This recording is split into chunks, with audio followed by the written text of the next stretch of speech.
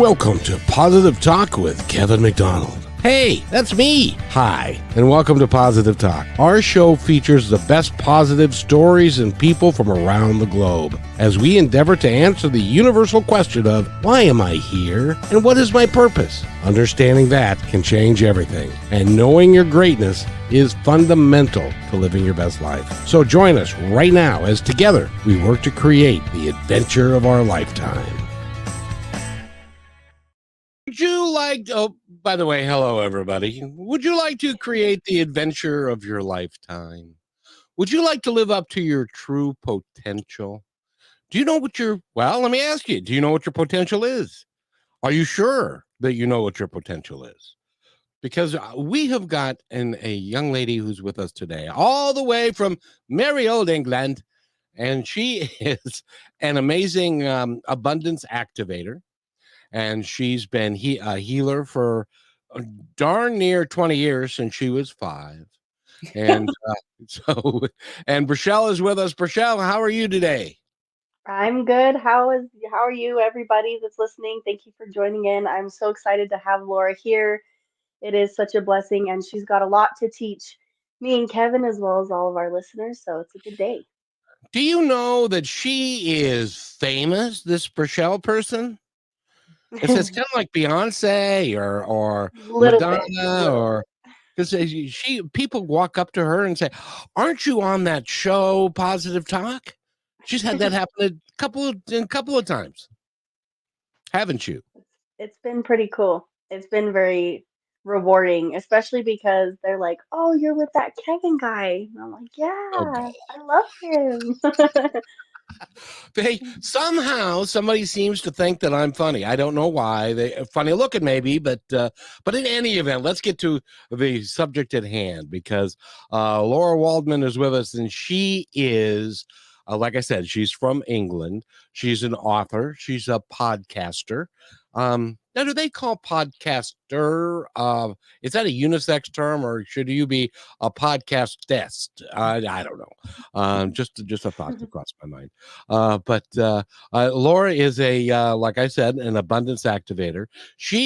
Her whole mission, and correct me if I'm wrong, Laura, by the way, welcome to the show. But your whole mission is to take creative people that are trying to do good in the world and to help them activate their abundance mechanism so that they can be as abundant as they choose to be and to do really well so that they can get their message out to the entire world. Have I misstated that at all? Yeah, that's pretty good. That's pretty good. Yes, I like to work with the movers, shakers, leaders, change makers who really are here to make a big impact. Probably already are in some ways, but know they want to play a bigger game. But of course, if you want to give more, you also need to receive more and make sure that you're well resourced so that you can serve on a greater level. So yeah, that's it. We learn to receive so we can give more, and vice versa. Yeah, and by receiving, I had to help me because I think this is a major roadblock for a lot of people Yes. is the receiving part. Because Yeah. a lot of people are givers, they're givers and they give. But when it comes to getting and receiving, it's like, oh no, don't you don't need to do that. Or is that kind of a problem for folks? It really is. It's so interesting. It's so interesting how hard it is for people to actually receive. So that's one of the things I help people to do is transform their blocks to receiving money and all the good things. So that also you can receive because we want to give, but if we're not receiving, it's kind of like you're trying to exhale without the inhale. And yeah, it seems to be really challenging for people to do so. And it's also the challenge is it's usually in a blind spot. It's in a place we can't really see, but very, very important, especially if you're wanting to make a bigger impact and make sure that you're thriving so that you can support others to do the same. It's putting your oxygen mask on first. It's really important. I qualify for one of those. I love to give, and I give. I try and give a lot, but the receiving part, I'm gonna have to need. I need your help. Rochelle knows this. I'm gonna need your help with the receiving part. Mm. Love to support you with that. I'd love to support you with that. Yeah, it's a really, it was my, it's been my problem too. I learned, everything I teach, I have also learned the hard way myself.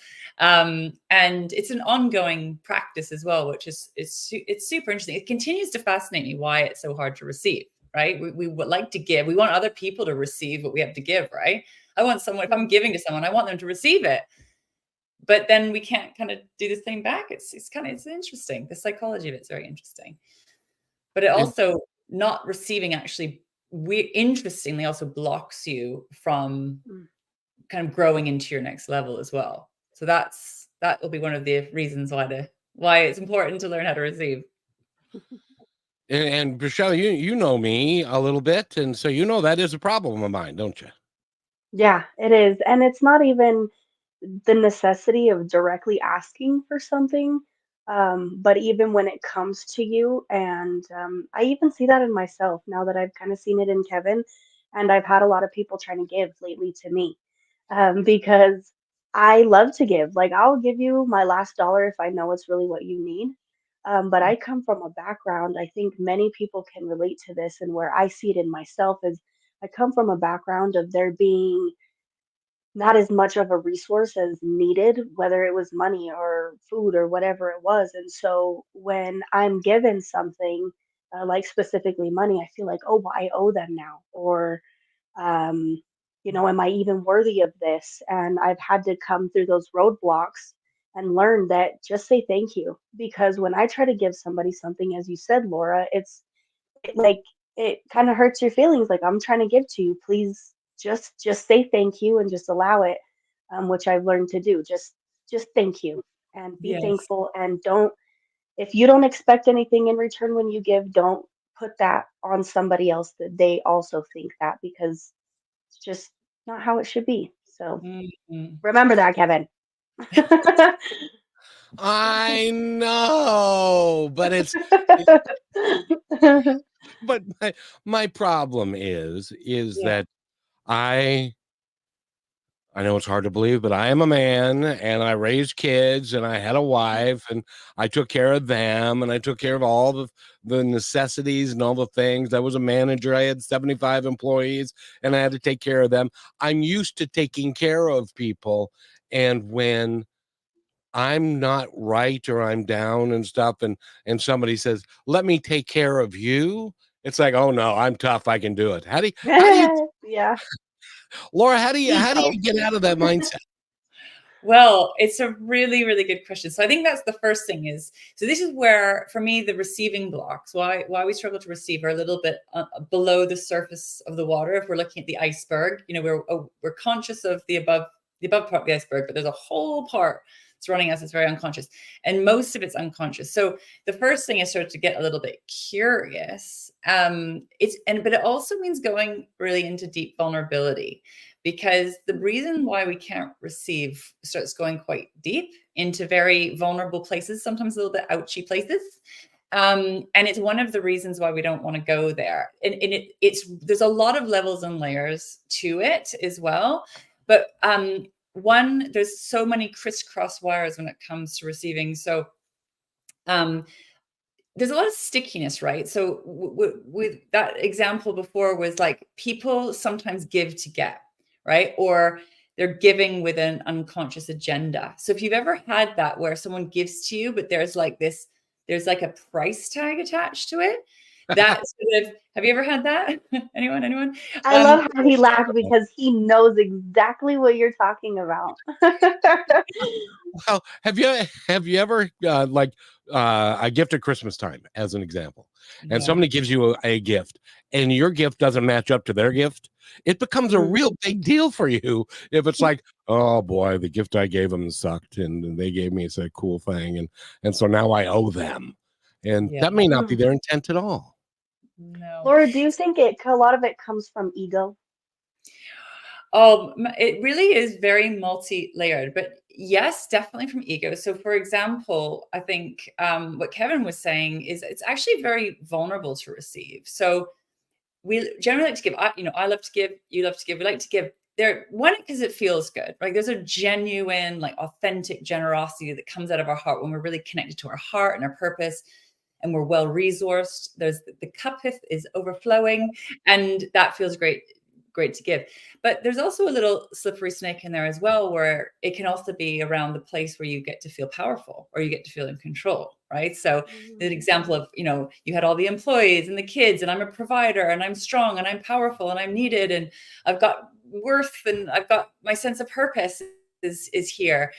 And actually, if you strip that right back and you're not able to give, we then are really hitting a place of, well, who am I without all of that?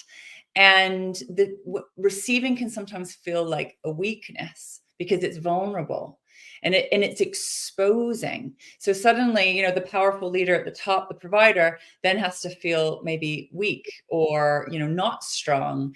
And it brings up a lot of vulnerability. So I would say the ego is protecting usually from, I said feeling that we don't want to feel, which is maybe helpless or hopeless or, weak, needy. Like for me, it was always about being needy. Like I kind of masked the part of me that was actually really needy that I didn't even know about, and doesn't know what's going on. And, so for me, I got a sense of strength from giving, and then it felt weak to receive, and left me sort of vulnerable and exposed. And so in order to receive, we need to be vulnerable, open up, allow someone else in. And to do that, we also have to feel safe. So if you have any kind of relationship traumas or from the past where maybe there's been hurt or harm, which pretty much most of us do, right? We've created armor and protection to be like, stay out of my very soft, vulnerable place, which is actually kind of stay out of my heart. So because we've been hurt. So yes, it's ego, but I also think it's sort of how we've built up unconscious defenses and protection around ourselves from historical hurt and harm, or that kind of weird stickiness, or like these agendas and these, unwritten contracts, all this muck. So it's just much easier just to give, to be strong, and not get into that messiness of receiving. So there's a lot, but I would say those are the two areas I'd probably start with when it comes to our blocks receiving. We can go deeper, depends how deep you want to go today, but that's the sort of the top end of the iceberg. How much of this is generational? Well, I think for me and because I've obsessed about this subject for like 20 years, right? And also been working on it myself and others. I would say a lot of what we carry is one from our history, from the life you've lived and the family you were raised in, and the culture you were raised in, the society you were raised in. There's so much unconscious rules around how we behave. But actually, what's super interesting is what I call the ancestral history. And we now know that the sort of history, it lives inside of our DNA, that ancestral history. So there can be a lot of things that are living inside of you now that happened to your ancestors, happened many generations back, that still live inside of us now. So it's, I've done so much work on example around money and blocks, and with clients, and actually well, I won't name any names now, but people close to me. And when I do this deeper work, we found that actually it was their ancestors that maybe lost everything or had some really serious trauma around money. And that is still living on a couple generations later inside of us now. So it's a lot of it is generational, as well as, from your lived experience in this life as well. And when you're growing up and you observe people around you acting in a certain way, as an example, my father was a executive with Nordstrom, the clothing company, for 20 or 30 years, and he was Mr. McDonald. And so everybody viewed him as Mr. McDonald, and that's how he carried himself. And so I looked at that and said, hey, that's not a bad job. I'd like to do that. And so I ended up, that's kind of how I see myself, or have always seen myself, as being strong and independent, and I can take care of myself, and which is one reason why I live alone, because I've been down that. My heart has been hurt, and I care not to do that again. Thank you very much. Yeah, exactly. So we kind of, and sometimes those kind of two things. One, that you kind of, we mimic our children. If you look at animals in nature, they learn how to be by watching the parent, right? So as children, we're kind of consciously or unconsciously mimicking. Sometimes we do the opposite. We choose to do like I chose to do the opposite of what my mom did, for example, because I was like, that wasn't working very well, which I'll Yeah. share in a second. But then also we sometimes armor up and put up these walls that block us from receiving from her, like, relationship breakups or whatever. And again, maybe we're aware of it, like, nope, that's not happening again. But often, mostly, it's unconscious. We create these unconscious, like, just walls, zip, zip. And sometimes that's the right thing for a period of time to armor up and soldier up. But what happens later on in life, when you're having a problem, a relationship problem or a money problem or a business problem, that's when you can see that sometimes these decisions we made sometimes a long time ago can actually start becoming a problem. So I always have a lot of compassion for why those barriers, those receiving blocks are in place, because there was a time when that was probably necessary. But then it becomes a hindrance later on, like a weight that you're carrying. So again, it's just really interesting. I think if you can come to it from a place of not like, what's wrong with me? I'm not receiving, I've got block. It's more like, ooh, this is so interesting. What is this? What is stopping me or blocking me? Like with my mom growing up, I watched her just going into like people pleasing. So she didn't really have a strong sense of who she was, and she was constantly giving. She's a nurse. Everyone loved her. She was like perfect, like giving. I remember watching her and her best friend having this argument over who was going to pay for like the coffee. And I was like, my one was like, I want to buy you coffee. And I was like, no, I'll buy you. And they were just arguing back and forth. I was like, just say yes. This argument. Like, she clearly wants to buy you a coffee. Like, let her buy you a coffee. So I remember watching this as a child, thinking, such a strange dynamic. And then also I watched then her go from being this like perfect friend and perfect everything and giving to everyone and not putting any of her needs first. And then she had, like a collapse, a sort of a breakdown at one point after my godmother, her best friend, committed suicide. And then all the crap in my parents' relationship just came to the surface, and she really had a breakdown because she'd created her life kind of on a false pretense of who she thought she needed to be. She ended up coming out, she's been with women ever since. Like, there was a huge kind of identity shift. And I watched this sort of collapse of this version of herself she'd been, thinking this was the right way to be. And she got a lot of validation from giving so much. Then I watched this collapse. I was about 14 when my mom left and she came out and everything, and watched her lose all of her friends. And she was absolutely devastated, like floored, absolutely devastated. It was terrible for a number of years. She was in a really, really bad state. And that's what activated my healer, Lara. But, and I watched then her so hurt that when she really, really needed people, they weren't there for her. And I thought, wow, this thing just really did not work for you, did it? Where you're just giving. And people just take. And then when she really needed it, when she was on the bottom of the barrel, no, people weren't there for her. And so it really taught me a lot about that. And I was like, well, this system doesn't work. And there was some kind of weird awareness I had at quite a young age around this. And I kind of saw through everyone when I was a kid. Like, I kind of saw through all the kind of the bullshit and all this weird social kind of conditioning, thinking this is a very strange way to behave. So this is where I started to, so I didn't do that. But the opposite happened to me, where my mom used to really shame me and for being selfish. So she said she used to get really angry because I had a stronger sense of myself, and I would say no, and I would put my needs first when I was a kid. And she just used to get deeply upset with me for that. I was told I was selfish. And so I was like, oh, well, kind of putting my needs first is bad. So then later on, right, when everything kind of went really tits up in my house, and there was a lot of trauma that I went through in that time, I then kind of self-abandoned and then had my spiritual awakening. And then I became all about giving, and then kind of pendulum swung to this giving. Anyway, it's kind of a long story, but my point was I watched two different things. So it was like, I saw that just the giving and not receiving really didn't work for my mom. And then I also saw that if I looked after my own needs, I was shamed and being told I was selfish, that it was, as particularly as a woman, it's bad to put your needs first. As a woman, you're supposed to meet everyone else's needs. Oh, and what a, excuse my friends, but what a total shit show, right? Like, it was just like a big mess. So and then I pendulum swung into both extremes as well, and realized that, well, any extreme doesn't work.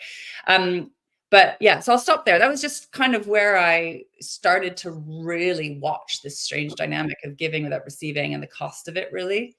But then also receiving considered to be quite bad and selfish and wrong, and then the confusion between these two states.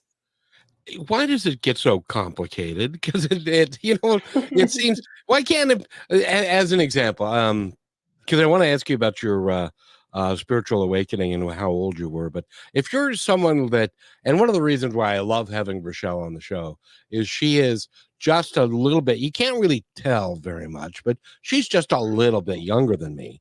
And so she's had a completely different life experience, and it's beginning, it's still, she's still in formation. She's learning how to be who she is and what works and what doesn't work. At what age do people that you work with, what age do you find that they are able to make some serious strides forward and to get rid of what they have always thought was the way that they are supposed to be? I actually don't see it as an age thing. I think it's more like a life thing. And so I don't want to be ageist, right? I think obviously it's probably change might feel easier when you're younger and you have less at stake. I think it's a bit harder when you've got like the kids and the mortgage and the marriage and all that stuff. But I think you can change at any age and stage. Love Is that. it so? Is it a matter of being in the right place that you have moved forward through your life to get to this place where, as an example, you said you had a spiritual awakening, and Brachelle is kind of going through that. I don't want to speak for you, Brachelle, so you You're speak for okay. yourself. Go ahead. Are you, No, it just follows along the same. I think the only way I can break it down is growth, internal growth, and your experiences in life. Like, what really will push you to the point of realizing this isn't working, something needs to change. And I love how you don't put it under any age circumstances, because I've seen people from the age of like even 15, they figure it out. They've got it going, they're rocking and rolling. By the time they're 18, they're on their feet. And I've seen people at 60, they're like, my life is going to change because I'm realizing that it's not going to stop. And I think that's a beautiful process. Yeah. I think people usually change when they hit rock bottom. Like most human beings don't really change until they absolutely have to. So from all the people I've spoken to and coached over the years, that there's these moments, these real, you can call them dark nights of the soul, or these like pivot moments where you're kind of forced to change because what you've been doing is no longer working. I mean, that's been the case for me. And I think that's such a shame that human beings, we don't really change until it's kind of too late. And it's like, Yeah. and then we're like desperately trying to get our shit together. But yeah, so that's what I've noticed. I've coached people at all ages and stages. Obviously, when you're really young, you're quite dependent. So it's not impossible that lots of really young people can do some amazing things. But also, through the game of life, like even at the 15-year-old that gets it together for 18, it's like they're going to go through pits and peaks through life because that's the game of life.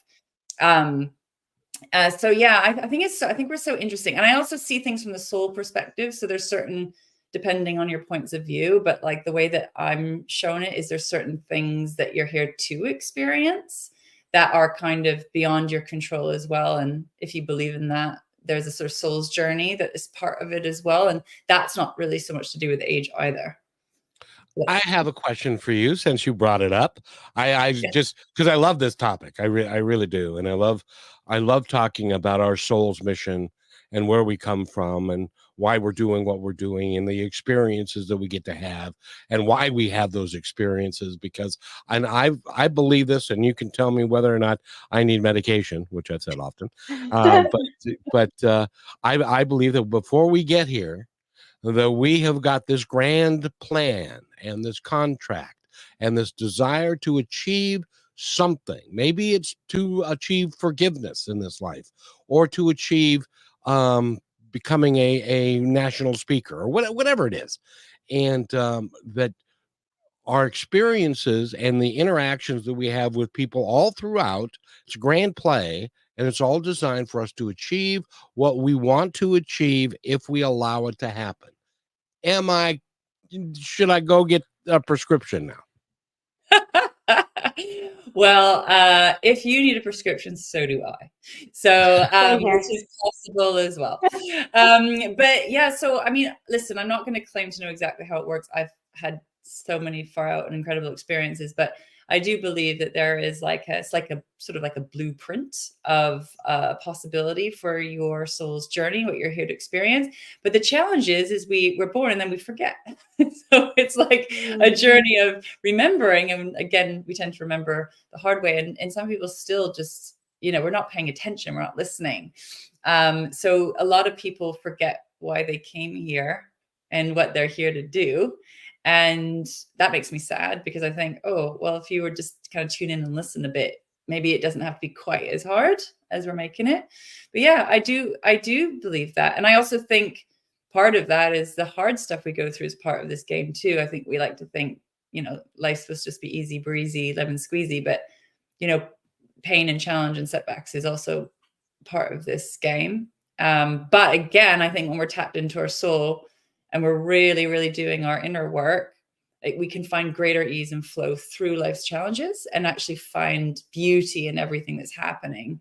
So there's a lot of value in tapping into that point of view. It helps me every day. It's how I navigate through life, and helps a lot. For sure. I want to bring this up because you said around the word remember. Yeah, that's that what I was is gonna say. there is tons and tons and tons of people, and I've talked to well over 2,000 interviews doing this show and others. And one of the things that are you familiar with Neil Donald Walsh? Yes, that was one of my first spiritual books where that was a big moment when the conversation. Remember when Kevin he says, loves him. I've interviewed him several times. His and what he says, because I said, Neil Donald, you're a great author, and he said, no, I'm not. I'm not an author at all. And he got angry with me, and he said, and I said, well, what? You've got 40 books. Conversations with God was on the bestseller list for 250 weeks, and he said, that's not my book. And I said, what do you mean? He said, all I did is take dictation. And it's like, because he was actually having a conversation with God. But one of the things that they talk about, and he talks about, and a lot of other folks, is about the word remembering. It's, you are a member of all that is. And when we come here, we lose that memory because it would be self-defeating if we kept it, because we've got some preconceived stuff from past lives, from different places and things. So what we spend our life doing is remember, and to remember who we are and who we really are and why we're really here, and the things that we're here to do. I thought that was a really beautiful passage. What do you think? Yeah, well, I relate, because everything I've created in my business, I would say the same thing. I kind of say I channel it in. It's like comes from a place of deep listening. But I also see that, I would say he's also part of that conversation too, and that it's not like our ego, but he's part of that connection. So I don't see us as separate from God or source of the universe. I think that we are it. So that we are like extensions of it, and our ego, I think that the slippery snake of that also is our egos that like to feel superior, inferior, all that stuff. So there's a lot of, I've been in the spiritual game for almost 30 years, and there's a lot of sort of, I think, also misinformation that's kind of harmful to people. And I'm really interested in us being empowered within it. So I would say, yes, it's like getting out of the way to let this bigger energy, if you call it God, source, the universe, the divine, work through us, but also know that we're part of it. We're not just a blob. I mean, this body will disintegrate and go back into the earth, but the soul's essence is within us. Like that divinity lives within us. We're part of it. We're not separate from it. That's how I see it anyway. Well, another good interview that I had was with John Edward. Do you know who he is? No. He's a psychic medium here in the States, and he travels around here, and he goes to Australia and stuff, and he does readings for people. And a lady asked him one time, she said, well, is our body part of all that is? And he said, when was the last time, what was the car before you had, what was the car that you had before the car that you have now? And she said, I think it was a Volvo. And he said, when that car ceased to work and you got out of that car and went to get into your new car, do you still remember the Volvo? No, I don't care about that.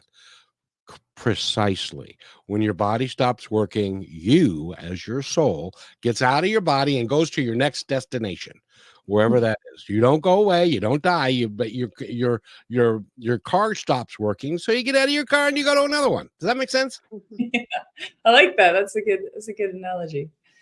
Never heard that one before. I got a million of them, baby. I got a million of them. So, but of course you do. but that is, and I just love this conversation because you have progressed for the last 20 years in helping people with abundance, and you're a healer, and you're an author, and you're a podcaster, and you're just continuing to move on step by step. And I think that your guides, the folks on the other side, your angels, the people that are not in body but are there protecting you and helping you, they've got a plan. It's the way I look at it is like my guides have a plan. They're around a conference table, and they've got the plan out in front of the conference table, and they're saying, well, what if we did this and we move that there, and you know what I mean? Because things happen. I know they happen for you. They've happened for me. They're beginning to happen to Michelle, that things just kind of show up, and they are kind of in line with what you would like to have happen next. Yes. Yeah, it's so amazing. And I'm so grateful for those connections because like for me, for a long time actually, because of my trauma and things that I went through, one of my like deepest wounds was feeling like I was, and the story I had to rewrite was that I'm alone in the universe. And always felt like I was too much and too deep and sort of too powerful. And I sort of like hid parts of myself and masked them and felt like who I am didn't really belong here. So for me, the connection, my spiritual connection was what brought me a sense of home and safety and security. And that's kind of how I built a sense of safety in the world. And so for me, I'm so deeply grateful for like building that connection with just these incredible energies, beings, however you want to describe it. It's busy on the energy level. There's a big team, lots of support there.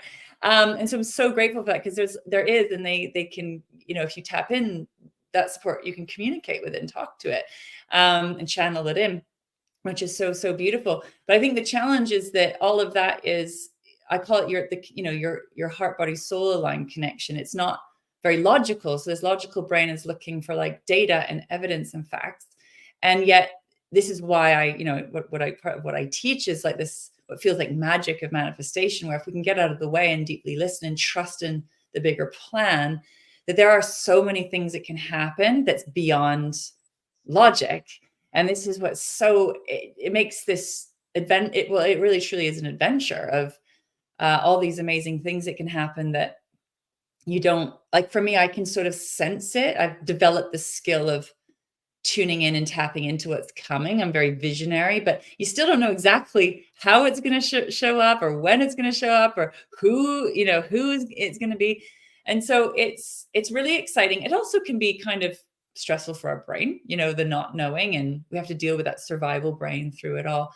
But it's just, what I've learned is whatever my brain thinks, this soul aligned or source aligned connection is so much greater, so much richer, so much better than my little brain can come up with, And so it's for me, I'm just so grateful for that connection because it's my lifeline. Like I actually don't even know if I know how to function without it.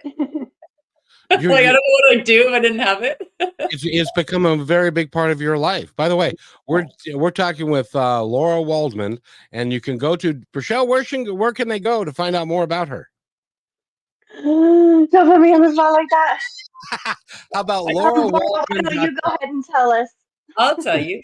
You can go to my website, larawaldman.com. It's Lara Waldman.com. I'm all over social media. So I got my YouTube channel and Facebook, Instagram, LinkedIn. So you can check out Lara Waldman on all those channels as well. And she's got almost 100 episodes up on your podcast. My podcast, yeah. So my podcast is called Money Manifestation Mastery, is the title of my book as well. Yeah, and there's some great content in there if you want to learn. I talk you through my step-by-step process of how to manifest in alignment with your heart, body, and soul.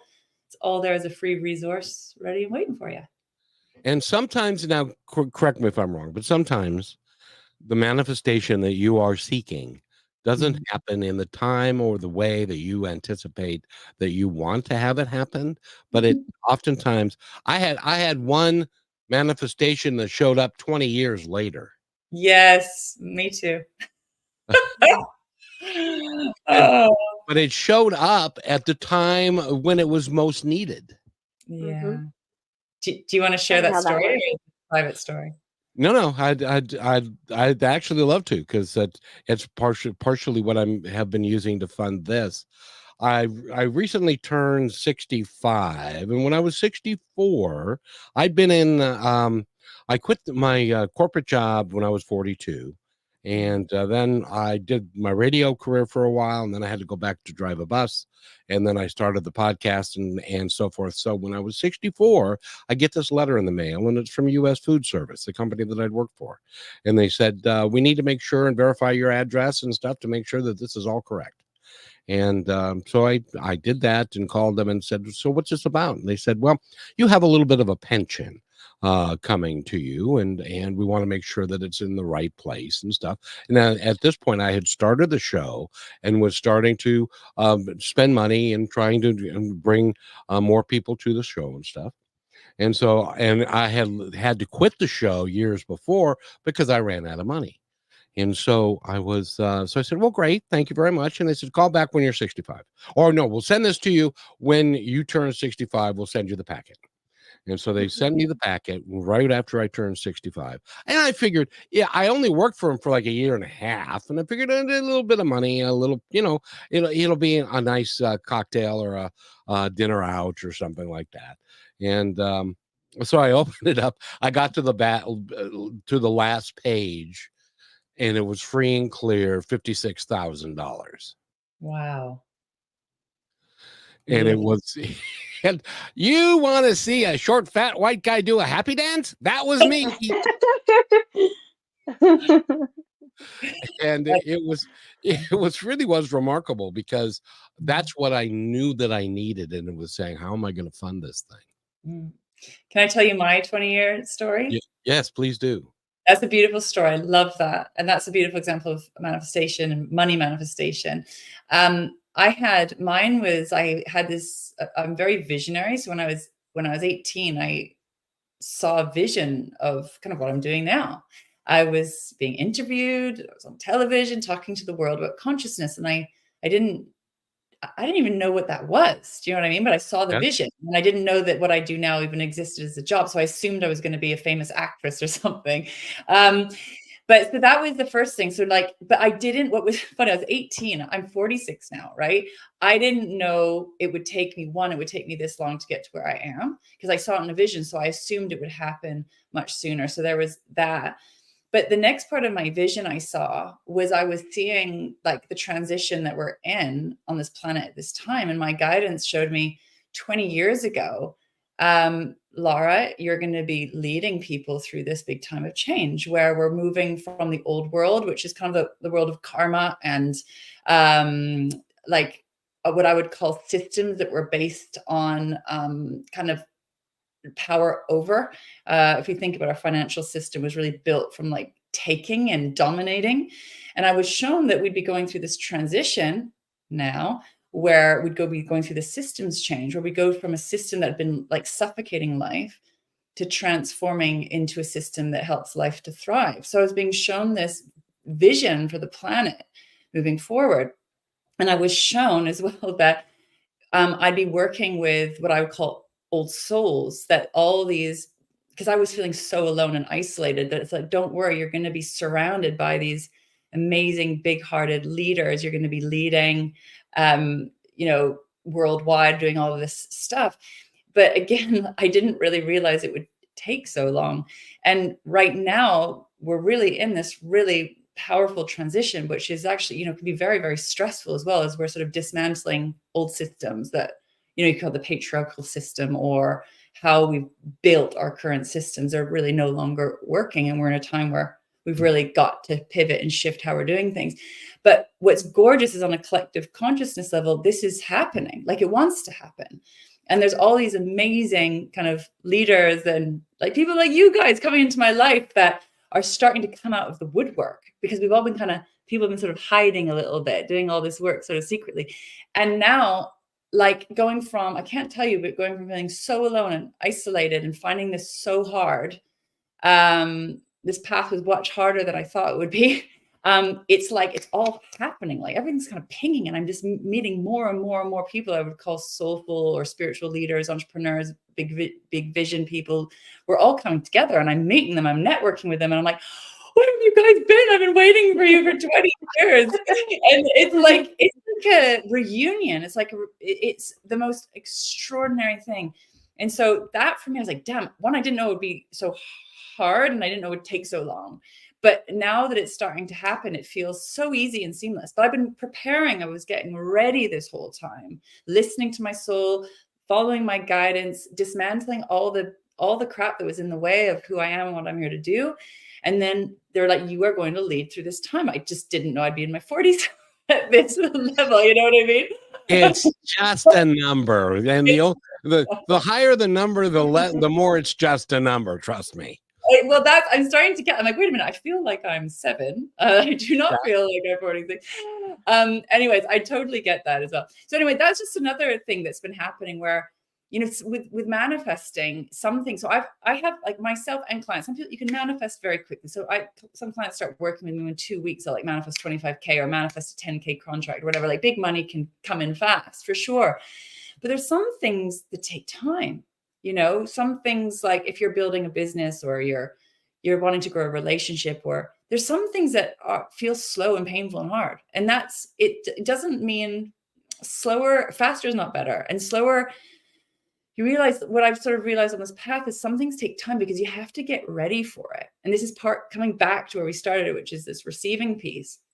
And some of my clients realize, if I had landed the amount of money that they end up landing too soon, they'd say I wouldn't have known how to manage it or hold it or look after it. So sometimes we have to get ready ahead of time, learn how to receive, learn how to hold, learn how to take care of. So when the thing lands, we can be better custodians of it, better caretakers of it. So what happens to a lot of people is they'll manifest maybe their, the money they want or the relationship, but they don't know how to hold it. They don't know how to look after it. So they just spend it, right? Or they destroy it. So that's the other thing I want to say is, you got to play the long game and play the big game and understand that there's a bigger picture. It's not just about money, for example. This is about, for me, it's much more about wealth, how you're living, how you're managing it, how you're being with it, if that makes sense. So all I would say to anyone listening is, there's some things that can happen much faster maybe than your ego will allow or think is possible, but some things might take longer, and you just have to hold that vision and not give up. I'm just really stubborn. And I've just been like, the vision was so clear and the guidance was so clear. I'm like, I am not giving up, but this is some crazy journey. Can I amplify that just a little bit? Yes, please. And that is this, when you're doing what I'm doing, which is developing radio shows and podcasts with a special type of information base, had this show taken off into the stratosphere 3-4 years ago, and we would be like in the place of like a Rogan and some of those really big ones, there would be a lot of people who would be working to get within the structure of what we are building collectively and not being true to the mission. Does that make sense? That absolutely makes sense. Yeah. And so if you go too fast or go too far too fast, it's going to get diluted by people who do not have your best interests at heart. I hate to say that there are people out there, but there are that are still money driven and still want that to be done. So it's important to build this program that I'm doing slowly, methodically, completely. The people I have around me say, you do too many podcasts. And I said, no, I don't. This is what I'm supposed to be doing. And so, but we're growing it. And then I'm building people along with me, like Rochelle and a new gentleman by the name of John just joined us. And but it's important that we don't get all full of ourselves and get full of our ego saying, I'm a big podcaster, because it ain't me, it's you.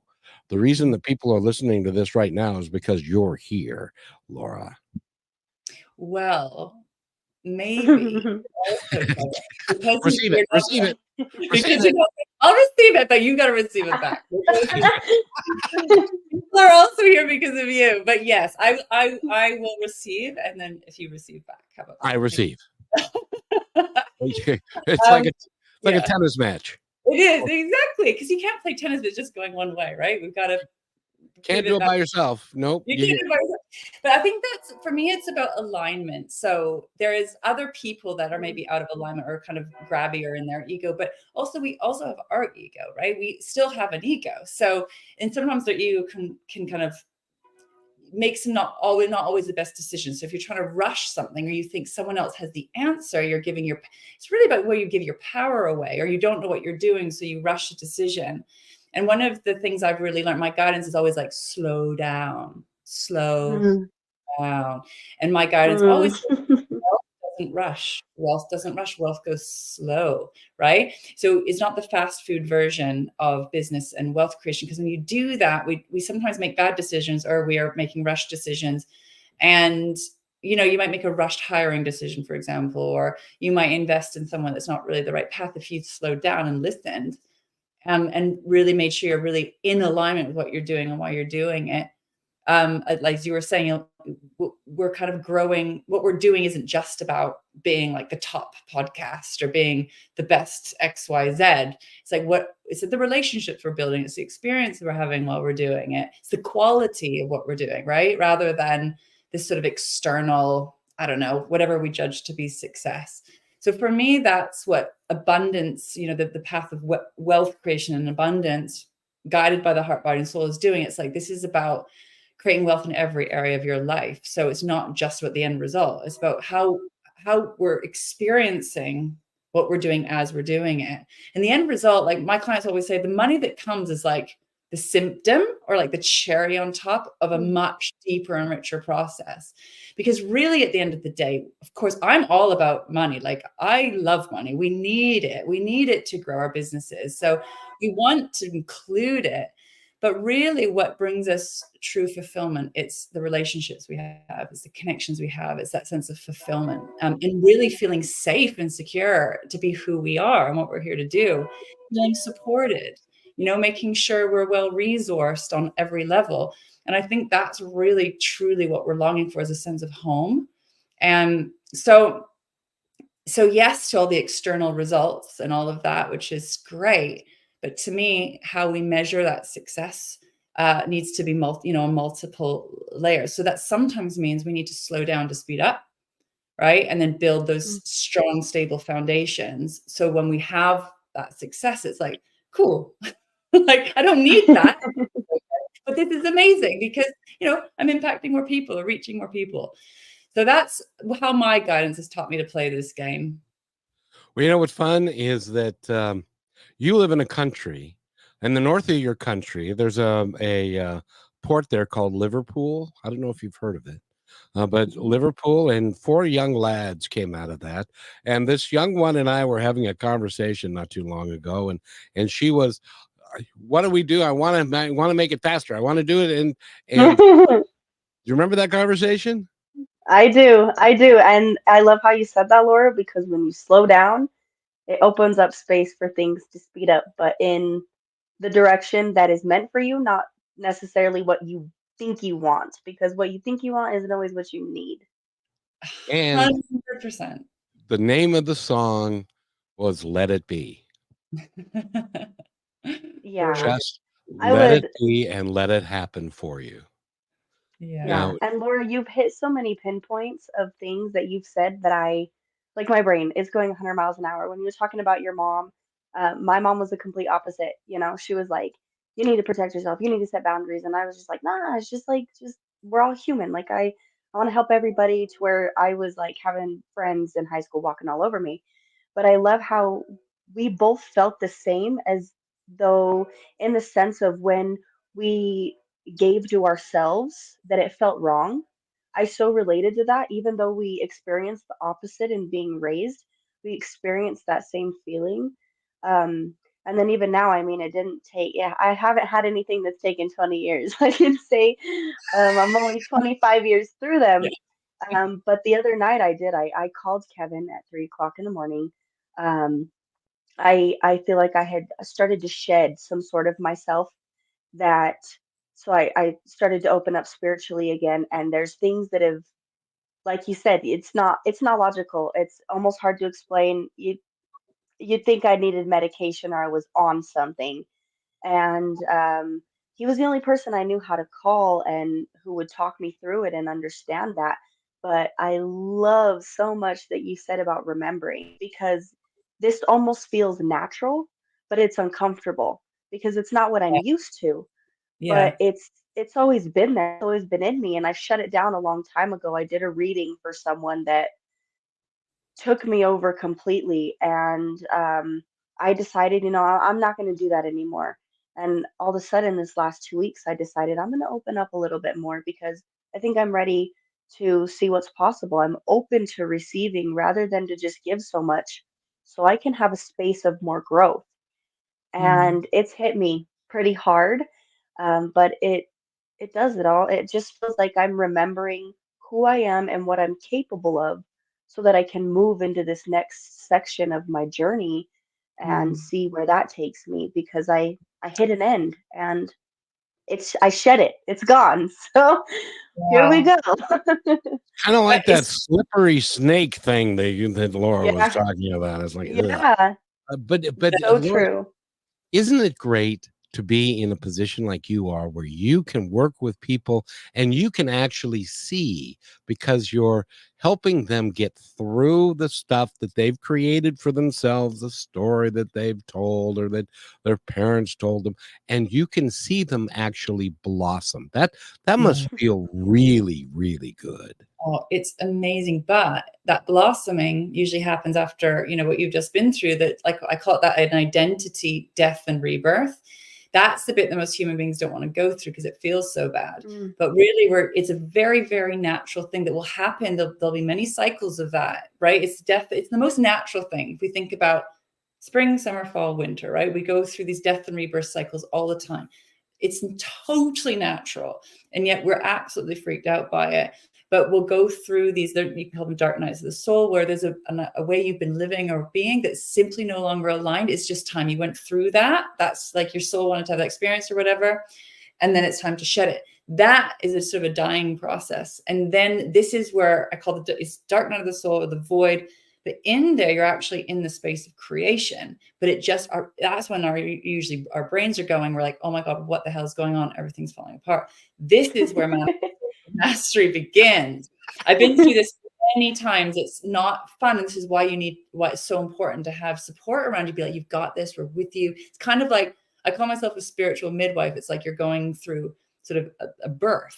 But so through that, if you can hold the line and stay with it and listen and try not to catastrophize too much and slow down, right? Not rush through it. Mhm. What is amazing, what we can't see, is the spring that's coming through that. And this is the bit that is just when I start watching people start rising into their next level and of who they are. And then they start like opening up to receiving, like, I don't know, the love of their life or the money or the success or whatever it is that they want, the health. and they start becoming more of who they truly are, that next level of who they truly are, and watching what happens. It is honestly, I feel like this proud mama. Like I'm like, oh my God, this is so but it's also to understand, to not get attached to any of it, because even when we're in it's the pit to peak. It's the pit to peak. It's like winter, summer. It's natural to not get too attached, right, to any of it, because it's all temporary. We're all going to leave this planet, they leave this body at some point. So it's very shamanic in that sense. But so yeah, watching people come out, you know, I'm just coming out of a little pit myself right now. It's like, hallelujah. It's like, there's light. You can hear the music in the background. Can you hear it? It's like, and my guides are celebrating. You did it. Well done. Yeah. I'm in the exact same place, Laura, so it's beautiful. I have got to ask you this, because I do this all the time, because weird, cool, awesome things happen in my world all the time. And when they do, I give them the due that they deserve. And a lot of times I'll just say thank you. Thanks, guys. I really appreciate the work that you're doing for me and putting this together and stuff. And I think that they appreciate that. Are you talking about your guides? Yes, my guide's on the other side that I can't see, that other people are going, who's he talking to right now? He loves talking to his guides. Oh, that's so lovely. Of course. Yeah, we all love to be appreciated and acknowledged. And I think, you know, I also sometimes have had pretty far experience of loved ones that have passed, and communicating with them. They're like, I'm here to help you. They'd like to be acknowledged, you know. They're fine with when we don't, because they get it. They're not, you know, not attached, but absolutely. We all like to be acknowledged. And I think in that acknowledgement, it sort of strengthens that relationship, doesn't it? And whether it's a relationship with someone who's physical or non-physical. And when you acknowledge it, we talk about the power of gratitude with manifesting. It allows you to receive more, because it's sort of, it's like you can work more closely as a team. So I think it's a beautiful thing that you're doing that. And also to remember that you're not alone, and it's not just on you, right? That's the ego thing that creates separation. So I think it's a great practice. It's a lovely thing. I got to tell you real quick, because we're running out of time and we want to get to your information again. But just real quick, I had a psychic medium on, and I do that from time to time because they're really energetic people, and they have a special connection that we can all cultivate in any event. So I asked her, so is there anybody there that would like to talk to me? And she actually did this. She goes, holy crap, this room is full. I don't know who is going to talk to you next, but my dad stepped up, and he's been gone for 18 years. And my dad stepped up, and she said, he just wants you to know that he's proud of what you're doing, and just keep going, keep doing what you're doing, and stuff. So that was it. By the way, we're talking with Lara Waldman, and Brichelle is with us as well. Brichelle, if we go to LaraWaldman.com, will we find all her information? Yes, we will. She's also got her social platforms. Check her out on Instagram, Facebook, her positive talk, her podcast that is it on YouTube, Laura? Any place else? Yeah, it's on Spotify, Apple. It's on like 5 different podcast platforms, but we also post it on YouTube as well. So it's beautiful. There. And remind us of what that's called. It's called Money Manifestation Mastery. It's basically how to manifest in alignment with your heart, body, and soul. And it's money, but so much deeper and richer than money alone. This is really about tapping into your purpose, who you are, and what you're here to do. And you know what was really fun at the beginning of this podcast? You said, I don't know, but if it goes an hour, at the end of the hour, I'm expecting a delivery and the dog may bark. Guess what didn't happen? I know. I did say a little, I'm like, can you please make sure that you come after the interview? Thank you very much. So it's worked. And they take care of us, and they handle us. And if we could just recognize that they care for us and that we're never alone, even though you may want to be sometimes, like in the bathroom or something, but we're never alone, and they're there to take care of us. Exactly. My guides always sing that, you know, you are not alone. That's all my guides are always singing. I channel music as well, it turns out. There's like cheesy little songs that like are like earworms when there's a message I need. This will come in and it'll start going around and I'll go, what's the lyrics? And then I'll hear it. I'm like, thank you. Got it. Yes, indeed. And you know, I grew up with the Beatles, and I continue to reference them as far as some of the things that they created that they don't even know how they created them. Like Yesterday, the song that Paul woke up with as a dream. He had no earthly idea where it came from, and now it's been covered over 3,000 times as one of the great works of all time. And it came from somewhere else. And he, at 81, still doesn't know where it came from. So there's a lot to. Will you come back? Can I talk to you again? Oh, I would love to talk to you again. And I would love to talk to you about your receiving stuff if you ever want to have a private chat about it as well. So I would love to talk to both of you as much as you'll talk to me. Yes. I can don't know. talk to you for hours. I relate so much. I don't know. You're asking for a lot of trouble there, young lady. We could talk to you for hours. We're good at that. Laura, thank you so much for being here. Go to her website, which is laurawaldman.com. Find out all about her. You can work one-on-one with her, and you can manifest your ass off and get the dreams that you really want. So I'm not allowed to say that, though, but thank you. Have a great day, everybody. Thanks for listening to this episode of Positive Talk with Kevin McDonald. Our purpose is to provide everyone with a positive, entertaining, and educational experience. I would love your feedback and comments about the show, including possible topics and great guest suggestions. Please email me at kevin@kmmedia.pro. And remember, be kind to one another, because each other's all